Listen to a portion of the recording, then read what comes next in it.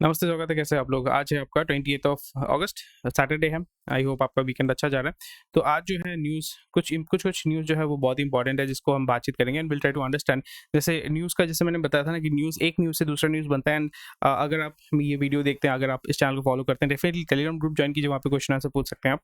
And कैसे आप news को थोड़ा-सा है एंटिसिपेट कर पाएँगे and how you can use that knowledge and experience to make money from the market. Simple मेरा टारगेट ये होता है कि how to learn about the market and understand for swing trading, for intraday, for weekly trading, monthly trading, जो भी आप करना चाहते हैं उसमें आप कैसे इन्वेस्ट कर सकते हैं। अगर आप लॉन्ग टर्म इन्वेस्टमेंट करना चाहते हैं तो किन चीज़ों पे आपको ध्यान में रखना पड़ेगा। So prices unacceptably and uncomfortably high, MPC noted while raising rate. So MPC क्या होता है? Monetary policy committee. सो अगर आपको कोई पूछता है कि MPC क्या होता है, MPC का मतलब होता है मॉनेटरी पॉलिसी कमिटी। ठीक है, तो इनका काम क्या होता है? इनका काम ये होता है कि फिगर आउट करना कि भाई मॉनेटरी पॉलिसी कैसे करना है, क्या करना है, रेपो रेट बढ़ाना है, कम करना है, क्यों कम करना है, क्यों बढ़ाना है, क्या चीज़ होगा। क्योंकि जब भी आप रेपो रेट बढ़ाते हैं तो फिर आपका जो लोन का जो कॉस्ट होता है वो बढ़ जाता है। लोगों में जो है पैसा जो लेने का जो एक मेंटालिटी होता है, यानी जब आप लोन लेते हैं तो आप वो पैसा इकोनॉमी में डालते हैं। It can be home loan, it can be car loan, it can be mobile loan, कुछ भी लोन हो सकता है। तो वो पैसा लेकर आप इकोनॉमी में पुश करें। इकोनॉमी में अगर आप पैसा पुश करते हैं तो जो इकोनॉमी है ग्रो करता है, एक्सपैंड करता है। एंड व्हेन इकोनॉमी एक्सपैंड्स, सो फिर वहाँ पे हम देखते हैं कि इकोनॉमी किस रेट पे ग्रोथ कर रहा है एंड उसके बेसिस पे आपका जीडीपी जो है बढ़ता है, कंजम्पशन बढ़ता है and kind of everything is link together. Demand and supply, simple चीज़ है। डिमांड एंड सप्लाई, सप्लाई बढ़ेगा, सप्लाई ऑफ मनी होगा तो दूसरी चीज़ का डिमांड बढ़ेगा। Again supply and demand, supply and demand. तो सप्लाई एंड डिमांड जैसे आपको बढ़ता रहेगा वैसे आपका इकोनॉमी जो है बूम होता रहेगा। बट जब आप इसका रेपो रेट बढ़ा देते हैं, लोन जो है it will become more and more expensive. A lot of less people will be able to afford those loans and they will not be willing to take that loan and a lot of people might be defaulting on that loan. So that is what we don't want. But अभी क्योंकि prices अभी इतना move कर रहे हैं, इतना आपका inflation rate इतना ऊपर जा चुका है या इतना हाई है दैट उसको कंट्रोल करने के लिए RBI is doing as much as they can. Although they can not completely control the market, they can not completely control the supply and demand, but what they can do is they can take some movements जिसका ripple effect होता है, ताकि आपका जो है जो economy में जो इतना इंस्टेबिलिटी, वोलेटिलिटी है कि मार्केट में पैसा आ रहा है, जा रहा है, आ रहा है, जा रहा है, आ रहा है, जा रहा है, तो वोलेटिलिटी जो है वो थोड़ा सा रिड्यूस होगा, ताकि आपका जो मार्केट है या ओवरऑल इकोनॉमी है वो थोड़ा सा स्टेबल होगा। बट दैट इज ज़्यादा कुछ कर नहीं पाते वो लोग। ठीक है, सो टिपिकली अभी इन्होंने अपना रेपो रेट बढ़ा दिया। रेपो रेट मतलब लैंडिंग रेट, जिस रेट पे वो बैंक्स को पैसा देते हैं। सो वो बढ़ेगा तो लोन्स का जो है खर्चा या जो इंटरेस्ट रेट है वो भी बढ़ने वाला है। Okay, not against privatization, not against bank privatization, clarifies RBI. So definitely, I'm completely for public service bank जो है, public sector bank है, उसको completely at least 20-30% प्राइवेटाइज करना चाहिए, पब्लिक प्राइवेट मैनेजमेंट को लेके आना चाहिए and they should be held accountable for their work, right. जब भी आप अकाउंटेबिलिटी को हटा देते हैं, typically people become very lazy and inefficiency creep in कर जाता है। That is what is happening with PSB. Although SBI is one of the biggest PSBs in India, दूसरे जो बैंक्स है IDBI, Punjab national bank, filled with inefficiency, corruption, ये सब होता रहता है। डिफॉल्ट कर रहे हैं, NPA बहुत हाई है, जिसको भी वो लोन दे देते हैं। बट प्राइवेट सेक्टर में क्या होता है, उनको टारगेट ही होता है भाई मुझे पैसा कमाना है, तो पैसा मुझे कैसे कमाना है उस पर वो ज़्यादा फोकस करते हैं। That's why they want to have that blend of the private bank in the public sector bank, but यहाँ पे public sector bank अगर आपका private कर देते हैं, so the government's control over the economy, मतलब गवर्नमेंट क्या करती है PSB के माध्यम से, ये जनधन योजना या फॉर एग्जांपल ये जो सोशल अपलिफ्टमेंट का जो आपका स्कीम्स होता है उसको इम्प्लीमेंट करती है बैंकिंग। क्योंकि गवर्नमेंट जो प्राइवेट बैंक को तो बोल नहीं सकते because they are not controlled by the government, but PSB bank जो है they are controlled by the government and through these banks government जो है अपनी स्कीम्स को इम्प्लीमेंट करती है। सो blend of both is required, but as an investor I want more returns, right? So anyway, this is a very good news for India. Pak and alleged air bridge for arms supply to Kiev, very very amazing, very good news for India. Reason क्यों आप सोच रहे हो क्यों, मुझे comment section में बताइएगा या कमेंट सेक्शन या टेलीग्राम में बताइएगा। This is a very good thing because यहाँ पे दो ब्लॉक हो चुका है। There is a block which is Russia China, वो एक ब्लॉक है। Another block is the western, that is पहले जैसे था एलाइड एक्सिस। सो इसी तरीके का एलाइड एक्सिस यहाँ पे आपको देखने को मिल रहा है। एक्सिस में जो है रशिया है और चाइना है एंड नॉर्थ कोरिया, सीरिया है। एंड जो एक्सिस है, एक्सिस में कौन है आपका, USA, Europe, Australia and India बीच में। इंडिया लाइक हाँ हम तो देख रहे हैं भाई, जहाँ पे जो होगा हमें कोई फर्क नहीं पड़ता, हमें तो भाई अपने इकोनॉमी को ग्रो करना है, हम तो भाई मस्ती में है। सो इसमें सबसे बड़ा एडवांटेज ये हो जाता है for India is that they can use this narrative to वो चाइना और पाकिस्तान में डिस्टेंस क्रिएट करने के लिए, बिकॉज अभी जो क्या होगा, रशिया और पाकिस्तान में डिस्टेंस क्रिएट होगा एंड रशिया विल बी, क्योंकि यूक्रेन ने पाकिस्तान को जो है आपका टैंक का सप्लाई किया था, इंडिया को उन्होंने सप्लाई नहीं किया था एंड यूक्रेन ने बहुत बार यूएन में जो इंडिया के अगेंस्ट में वोट दिया था। बट रशिया और इंडिया का जो आपका जो रिलेशन है वो और भी स्ट्रांग होगा, रशिया और पाकिस्तान का रिलेशन और भी वीक होगा, विच is very good for India at least.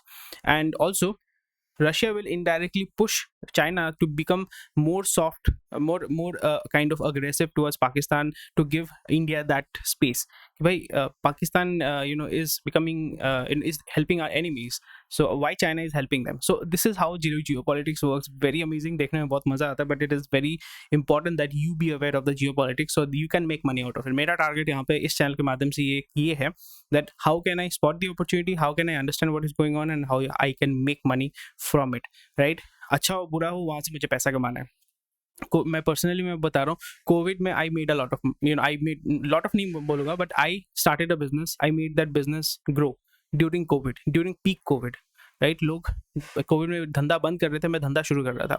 So that's how you figure out, you spot an opportunity, you make money there. ऐसे आप उसको कर सकते हैं। Rawalpindi airbase part of route use by west for military aircraft, so this is something which is very interesting and ये बहुत ही अच्छा है हमारे देश के लिए। Okay, a few months ago, Ukraine's Pakistani origin billionaire, Ukraine's Pakistani origin Mohammad Zahur reported purchased 2 fighter jets to aid Kiev's battle against Russia. 2 fighter jets से क्या ही होगा, रशिया बम मार के उड़ा देगा, उनके पास ICBM क्या क्या सब है। So I'll just search about MD Zahur, MD Zahur Ukraine, MD होगा ना भाई।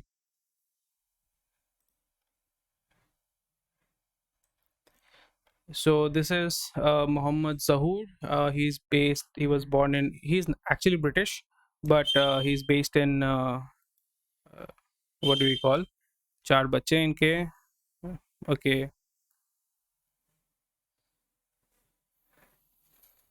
that's nice, very good, very nice. So anyway, cool. So this is something which you need to be aware of. If you don't agree with me, definitely you can not agree with me, no problem at all. Wealthy investors in on spot with over crypto holdings, ठीक है, कोई बात नहीं है। GOM release a report on GST appellate tribunals, तो GST आपका जो है government group of ministry setup, okay. So again वही है, जो डिस्प्यूट होते हैं उसको फिगर आउट करना है। Current discount dues drop 80%, okay.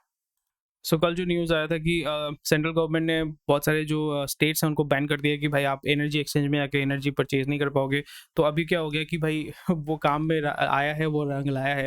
यहाँ पे आप देख पा रहे हो कि आपका जो 5,100 करोड़ जो ड्यू था, वहाँ से जो है आपका 1,037 करोड़ आ गया, मतलब near about 4,000 crore has been paid of, which is very very good. And कुछ जो स्टेट्स हैं उन स्टेट्स पे अभी भी लगा हुआ है कि वो बोल रहे हैं कि हम थोड़ा थोड़ा पैसा करके हम दे देंगे। 80% जो है पेमेंट कर दिया है। तो this is very good news and current discount dues drop, very nice, very nice. So that is very good for the, मतलब पैसा है सबके पास पर कोई देना नहीं चाहता है। I don't know why they don't want to pay. So या और एक चीज़, प्रोपेगेंडा कैसे चलाया जाता है। तो अभी कुछ दिन पहले, जैसे 2 दिन पहले मैं शायद से न्यूज़ में आया था ना कि आरबीआई बोल रहा है कि यूपीआई में पैसा लगाना चाहिए, मतलब यूपीआई में चार्जेस लगाना चाहिए कि नहीं लगाना चाहिए। मैंने फिर बोला था कि typically the chances of it being implemented is very low. But आप देखो कि कैसे किस तरीके से आपका जो प्रोपेगेंडा चलाया जाता है। RBI is planning to impose charges for UPI, मतलब यहाँ पे उन्होंने हाईलाइट कर दिया है कि इम्पोज चार्जेस एंड ये रिलीज डिस्कशन पेपर। यहाँ पे ये नहीं बोल रहे कि भाई यहाँ पे डिस्कशन हो रहा है, थोड़ा सा यहाँ पे कर दिया, बट यहाँ पे मेन ये दिखा रहे हैं another shocker for the common people, यानी this is the headline and this is the basically आपको बोला जा रहा है कि भाई आपको अभी यूपीआई के ऊपर पैसा देना पड़ेगा जो पहले नहीं हो रहा था, और जो आरबीआई जो है वो सरकार का है, सरकार ने ऐसा किया। So this is how propaganda works. So please understand this is a discussion paper, यहाँ पे बातचीत हो रहा है, there is no implementation and the reason because most probably it will not be implemented, even if it is implemented it is very bad for the government and for the RBI. आपको समझना पड़ेगा। So please make sure that you spread this knowledge.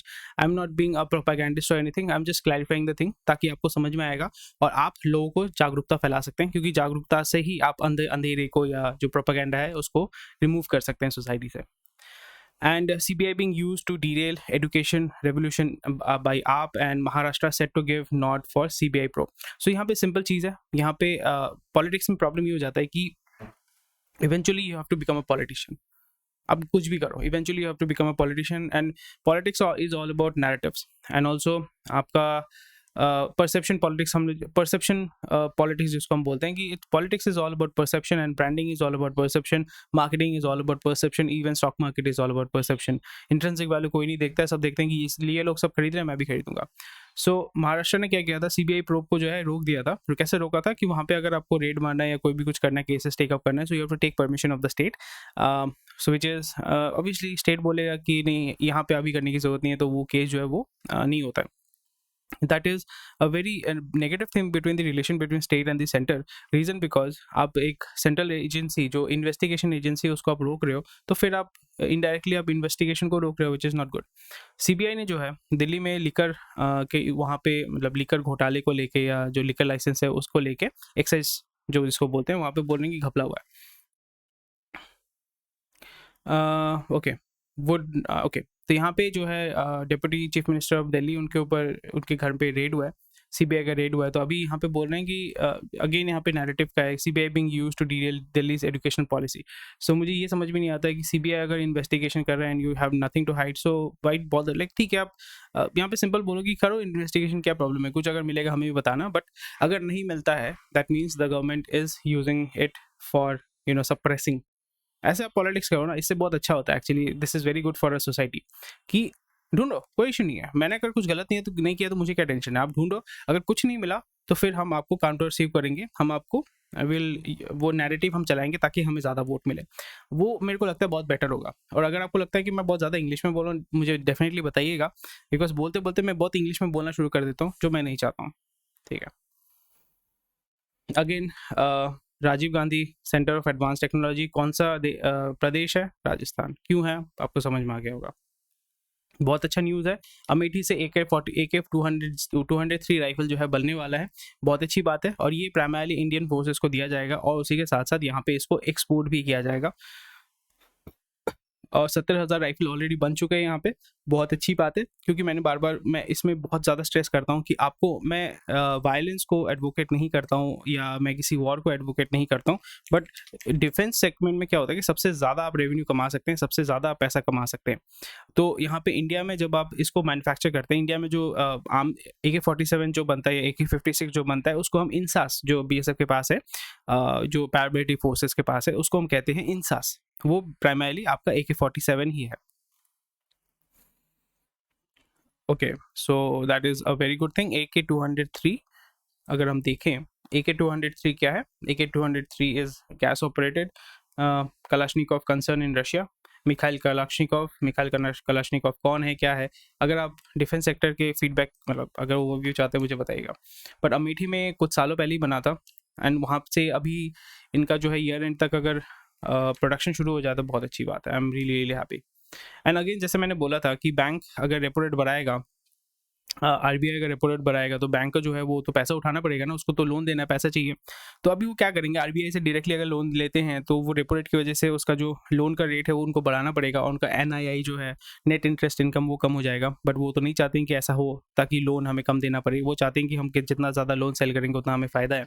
इसलिए they will look for other opportunities to raise money. तो वो क्या कर रहे हैं अभी, they are issuing certificate of deposit. Certificate of deposit का मतलब होता है सिंपल भाषा में कि आपका फिक्स डिपॉजिट, कि ये लोग क्या करेंगे, अभी म्यूचुअल फंड के पास जाएंगे, म्यूचुअल फंड के पास पैसा है, LIC इंश्योरेंस कंपनीज के पास जाएंगे या फॉरेन FII के पास जाएंगे, बोलेंगे कि भाई आप हमें पैसा दो, आप हमें 5,000 करोड़ दो, आप हमें 10,000 करोड़ दो, और हम जो है आपको 5% जो है इंटरेस्ट देंगे, 6% इंटरेस्ट देंगे. क्योंकि यहाँ पे क्या होता है, ये फिक्स्ड होता है, ये चेंज नहीं होगा. ये over a period of time, ये 12 महीने का, 24 महीने का, 6 महीने का, 8 महीने का, क्वार्टरली, एनुअली, ये सब होता है. वहाँ पे आप फिक्स्ड जो है वो इंटरेस्ट रेट दोगे. ये मैटर नहीं करेगा कि आरबीआई रेपो रेट कम कर रहा है, बढ़ा रहा है. सो इसमें एडवांटेज ये होता है कि आपको एक फिक्स्ड रेट होता है. आपको पता है कि मुझे 5% पे मुझे मिला है, तो मैं इसको अगर मैं 8% पे बेचता हूँ तो मेरा जो नेट इंटरेस्ट इनकम है वो 3% है, उसी से मैं पैसा कमाऊंगा. तो ये एक एडवांटेज हो जाता है. दैट्स वाई जितने भी आप देखोगे यहाँ पे, आप कौन से बैंक्स का नाम देख रहे हो, ज़्यादातर जो है यहाँ पे सब प्राइवेट बैंक्स है, सब प्राइवेट बैंक्स है. पीएसयू बैंक्स आपको देखने को नहीं मिलेगा। प्राइवेट बैंक जो है मैक्सिमम यहाँ पे पैसा उठाएंगे, पैसा उठा के वो पैसा जो है वो फिर मार्केट में रिटेल में सेल करेंगे एज अ लोन। रुपी जो है गिर रहा है, डजंट मैटर, वो बाउंस बैक करेगा, कोई इशू नहीं है। RBI sold a record 18 billion in forwards market in June to support rupee. So मैं आपको ओवरव्यू दे रहा हूँ, मैं आपको ओवरव्यू दे रहा हूँ। दो चीज होता है, एक होता है स्पॉट मार्केट, एक होता है फॉरवर्ड फ्यूचर्स मार्केट या फॉरवर्ड्स मार्केट। सो आप समझ रहे हो, आपको लग रहा है कि ये न्यूज़ का मतलब क्या है ये? सिंपल भाषा में अगर आपको कहूँ, क्योंकि अप्रैल और मई महीने में पैसा जो रुपये का जो वैल्यू है, बिकॉज अमेरिका में डॉलर का जो सर्कुलेशन है वो बहुत ही श्रिंक हो गया था। यानी अगर आपको डॉलर खरीदना है तो आपको ज़्यादा पैसा देना पड़ेगा, because what, supply and demand. बार बार मैं क्या कहता हूँ, सप्लाई एंड डिमांड। सप्लाई अगर ज़्यादा है, डिमांड कम है तो प्राइस गिरेगा। सप्लाई अगर कम है, डिमांड ज़्यादा है तो प्राइस जो है वो बढ़ेगा। वही चीज़ हो रहा था, सप्लाई कम हो गया था, डिमांड बढ़ गया था, तो डॉलर का प्राइस बढ़ गया था। इस जगह पे जो हमारे फॉरेक्स रिजर्व्स हैं, वहाँ पे आरबीआई ने उसको उस लिक्विडिटी को देने के लिए कि अब मार्केट में जो आपको मिलेगा, पैसा है, डॉलर है हमारे पास है, हम फॉरेक्स रिजर्व से पैसा जो है मार्केट में छोड़ रहे हैं, ताकि जो इंपोर्ट एक्सपोर्ट का मार्केट है, फॉर एग्जांपल जो डॉलर का जो वैल्यू है वो एटलीस्ट कंट्रोल में हम कर सकते हैं। पूरा अगर फॉरेक्स रिजर्व खत्म नहीं कर सकते, बिकॉज हमें ऑयल खरीदना पड़ता है, ये सारे खरीदने पड़ते हैं, वो हमें डॉलर में परचेज करना पड़ता है। That's why we need dollar forex reserves में। ठीक है, फॉरेन एक्सचेंज के रिजर्व्स के लिए हमें डॉलर चाहिए होता है। आप समझ रहे हो बात को, सिंपल सा चीज़ है। उन्होंने स्पॉट मार्केट में, स्पॉट मार्केट मतलब होता है कि आज आपने एक स्टॉक परचेज किया, आज आपने स्टॉक को बेच दिया, आज आपने स्टॉक को परचेज किया 300 रुपये में, तो वो क्या होता है, स्पॉट वैल्यू। यानी उस टाइम पे उस स्पॉट में अगर मैं उसको परचेज करता हूँ तो मुझे कितना पैसा देना पड़ेगा। फॉरवर्ड्स में मतलब कि कल के लिए मैंने आपको 10 रुपये दे दिया, परसों के लिए मैंने 50 रुपये मैंने आपको दे दिया। मैं यानी फॉरवर्ड्स मार्केट, यानी 2 महीने बाद, 1 महीने बाद, 10 दिन बाद, 7 दिन बाद जो फॉरवर्ड्स यानी फ्यूचर्स में जो होने वाले, उस मार्केट में मैंने $18 बिलियन जो है मार्केट में छोड़ के रखा हुआ है। क्योंकि फॉर एग्जांपल किसी को डॉलर की जरूरत है नेक्स्ट मंथ, सोचिए $5 मिलियन की जरूरत है, तो वो अभी सोच रहे हैं कि भाई अभी तो दाम चल रहा है 780 में चल रहा है, ठीक है, फॉर एग्जांपल वो अभी 79 में चल रहा है, 79.50 में चल रहा है। वो बोल रहा है कि मैं फॉरवर्ड मतलब 1 महीने बाद मुझे जैसे स्टॉक आप परचेज करते हैं, फ्यूचर्स ऑप्शन परचेज करते हैं, मैं वो मोटा मोटा बात बोल रहा हूँ कि नेक्स्ट मंथ मुझे $50 मिलियन चाहिए होगा, तो मैंने आज आरबीआई को मैंने बोला कि सर आप कॉन्ट्रैक्ट मेरे को सेल करो कि नेक्स्ट मंथ मुझे 79.50 में चाहिए। तो उस 1 महीने बाद अगर वो 79.40 होता है तब भी मुझे 79.50 देना पड़ेगा, अगर वो 80 रुपीज़ 50 होता है तब भी मुझे 79.50 देना पड़ेगा। सो ये हो जाता है आपका मोटा मोटा चीज, ठीक है, currency forward and futures market to manage the rupee depreciation. क्योंकि अगर यहाँ पे आरबीआई सप्लाई नहीं देता है, तो सप्लाई एंड आरबीआई अगर सप्लाई पैसा अगर नहीं देता है, मार्केट में लिक्विडिटी नहीं प्रोवाइड करता है, और लोगों को पैसा चाहिए फॉरेक्स रिजर्व्स के लिए, आईओसीएल को चाहिए होगा, रिलायंस को चाहिए होगा, बीपीसीएल को चाहिए होगा, वो मार्केट में जाएगा ओपन मार्केट में, फिर वो देखेगा फॉरेन बैंक से उसको पैसा निकालना होगा, फॉरेन बैंक बोलेगा कि भाई अभी तो 80-60 पे चल रहा है, आप दे दो, और फिर आप देखोगे रुपी का जो वैल्यू है वो 80-60 पे गिरेगा, 81 में गिरेगा, फिर 82 में गिरेगा। ये चीज आपको समझ रहा है, इसलिए आप देखोगे यहाँ पे आपने क्या देखा था, $44 बिलियन जो इरोड हो गया, फॉरेक्स रिजर्व जो है हमारा कम हो गया। यही मीनिंग होता है सिंपल भाषा में। आपको ये कैसे इफेक्ट करेगा, यहाँ पे आपको ये देखना पड़ेगा कि जब भी आपका रुपी का वैल्यू गिरता है कंपेयर टू डॉलर, आपका इंपोर्ट जो सामान आप डॉलर में परचेज करते हो उसका दाम बढ़ेगा, उसका दाम बढ़ेगा, तो फिर जो लोकल आदमी परचेज कर रहे हैं, जैसे ऑयल हो गया है, मतलब पेट्रोलियम हो गया, क्रूड ऑयल हो गया, इलेक्ट्रॉनिक्स हो गया, उसके दाम बढ़ेंगे, और वो दाम बढ़ेगा तो इकोनॉमी जो है, लोगों के पास पैसा कम होगा, पैसा ज़्यादा देना पड़ेगा उसके लिए, फिर उसकी वजह से क्या होगा, इन्फ्लेशन बढ़ेगा। समझ में आ रहा है आपको, बहुत सा सिंपल चीज़ है, ठीक है, बहुत बढ़िया। आई होप आपको समझ में आ गया। अडानी गेट्स एसएबी नॉड, ठीक है, सीसीआई से नॉड मिल गया, तो फिर क्योंकि कल बहुत अच्छा मूवमेंट हुआ था एसीसी, अंबुजा, अडानी एंटरप्राइज का।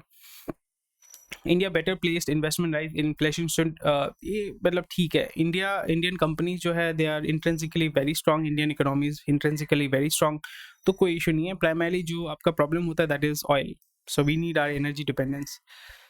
PSB to plan create central pool, बहुत डिफिकल्ट है, वहाँ पे भी आप रिजर्वेशन डालोगे and it will be very difficult for you, क्योंकि वहाँ पे भी आपका रिजर्वेशन होगा, वहाँ पे भी पॉलिटिक्स होगा, लॉबीबाजी होगा, very difficult.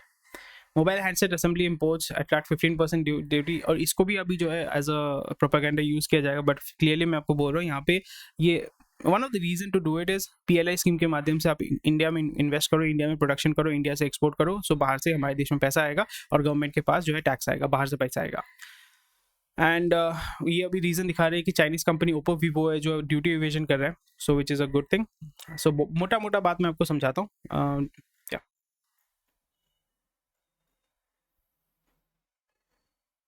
Hospitality retail sector hiring on rise, so definitely क्योंकि अभी आपका फेस्टिव सीजन आ रहा है, तो temporary hiring and short term hiring जो है वो बढ़ने वाला है, which is good. Adani power buy Dainik Bhaskar power for 7,000 crore. तो आप यहाँ पे देख सकते हैं restaurant and cafe. So this is something which I think is very very important reason, because religion can also be slowly taken, you know, religion spot जो है, religious spot है, उसको भी हम कमर्शलाइज कर सकते हैं, क्योंकि लोग रिलीजन हेल्थ केयर के लिए बहुत ज़्यादा पैसा खर्चा करते हैं, वहाँ पे लोग जाएंगे, खाएंगे, रहेंगे, hospitality sector is bound to grow there. So I think government should give more advantage to these companies, and definitely यहाँ पे इन्वेस्ट करेंगे तो आपको अच्छा जो है रिटर्न मिलेगा। So anyway, thanks for watching this video. कोई भी क्वेश्चन क्वेरी है मुझे बताइएगा। थोड़ा सा यहाँ पे कुछ सिंपल टॉपिक्स है, उसको हमने डिटेल्स में बात किया है। And thank you for watching this video. And Adani power ने इसको परचेज किया है, तो अडानी पावर तुम on Monday it will open gap up, definitely आप इसको देखिएगा, गैप अप होके ओपन अप होगा। And so if you are invested in Adani power and अगर आपने उसको शॉर्ट किया है, सो बेस्ट ऑफ लक। अगर आपने उसको लॉन्ग खेला, यानी आप चाहते हैं कि उसका वैल्यू बढ़े, so definitely you will be able to make good money on Monday. So thank you for watching this video, take care, bye bye, जय हिंद, और खुश रहिए, स्वस्थ रहिए, मस्त रहिए, और हमारे टेलीग्राम को ज्वाइन कीजिए ना, क्या इशू है।